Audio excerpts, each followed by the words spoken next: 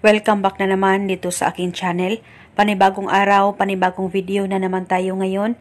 May ibabahagi na naman ako sa inyo ngayon na ritual. Ito'y simpleng gabay at simpleng pamamaraan at ito ay makakatulong sa inyo. At kung bago sa channel ko, ay huwag niyo pong kalimutang mag-subscribe at pindutin ang notification bell para palagi kayong updated sa mga bago kong videos.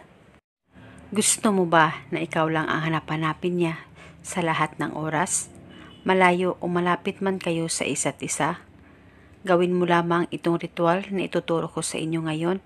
Dapat kayo ay palaging positibo at palaging naniniwala sa mga ganitong pamamaraan. At ang ritual na ito ay pwede mo ito gawin sa kahit na anong araw o oras na gusto mo. Ang gagawin mo lamang, maghanda ka ng papel at panulat at isulat mo ang pangalan at apelyido ng target ng 3 beses. At pagkatapos, kumuha ka rin ng isang buo ng dahon ng laurel.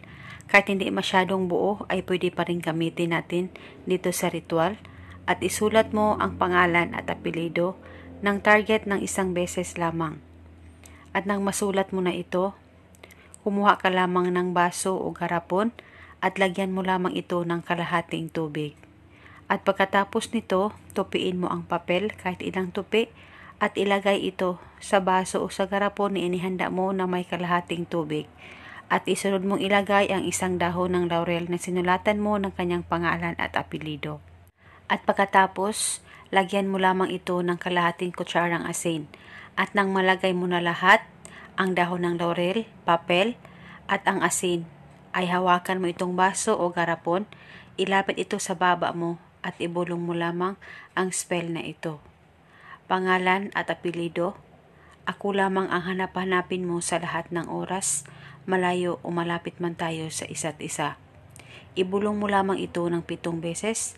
Dapat ikaw ay nakafocus at nakakonsentrate sa paggawa nito. At pagkatapos ay itago mo na itong ritual sa safe na walang makakakita at makakaalam. At huwag niyo pong takpan itong ritual. Itago mo ito hanggang 7 araw. At pagkatapos ng 7 araw, ay pwede mo na itong itapon. At kung gusto mo, pwede ka gumawa ulit. Wala pong problema. At hindi na po ito kailangan pang bulungan araw-araw. At ito muna sa ngayon. Maraming salamat po sa panunood. May